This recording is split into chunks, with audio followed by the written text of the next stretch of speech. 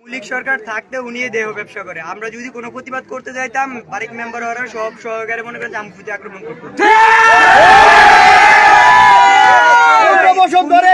দীর্ঘ 20 বছর ধরে উনি এই কাম করে যেতেছে। আমাদের এলাকায় ছোট বড় নাই, সব পোলা ভাই না ওই এর বাসা ধরে বুঝলেন, সব নষ্ট করে দিয়েছে, ভাই বড় ভাই নষ্ট করে দিয়েছে, পোলা সব এই জায়গায় যায়। ভাই ফুটে যেমন টাকা আছে বাকি বাপে ফুটে গেছে। মহিলার নাম হচ্ছে ইয়ানুর বেগম। বাড়ির নাম হলো বাইকে কন্টাক্ট করে দিন। 6 নং ওয়ার্ড ইলিশা পাকার মাথা বলা 2 নং ইলিশা ইউনিয়ন 6 নং ওয়ার্ড ইলিশা পাকার মাথা পূর্ব ইলিশা। আমরা সেই মহিলা লাইভে দেখতে চাই।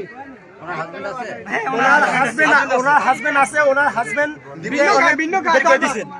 বডি দিয়ে ফিরে হাজবেন্ডের মাথা ফাটাই লাইছে। সে ওনার করতে পারে না দেখা যে দেনরার জন্য তার হাজবেন্ডকে সে ঘর থেকে বের করে দিয়েছে।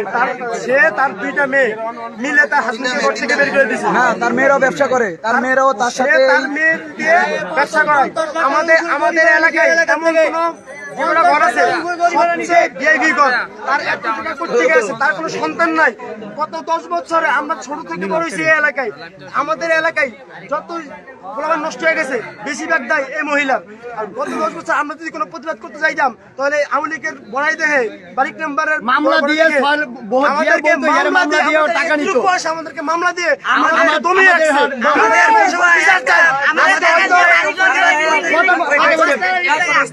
আমার নাম মোহাম্মদ রাহাত হোসেন। আমি এই এলাকার সন্তান, এই এলাকায় জন্ম হয়েছি।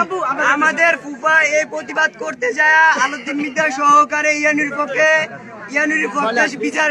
বিচার দিয়ে মনে করেন যে আমাদের ফুফা 30 লাখ টাকার উপরে লাগাইছে আওয়ামী লীগ সরকার থাকাকালীন। এই ইয়ানুর এখনো কেস আছে।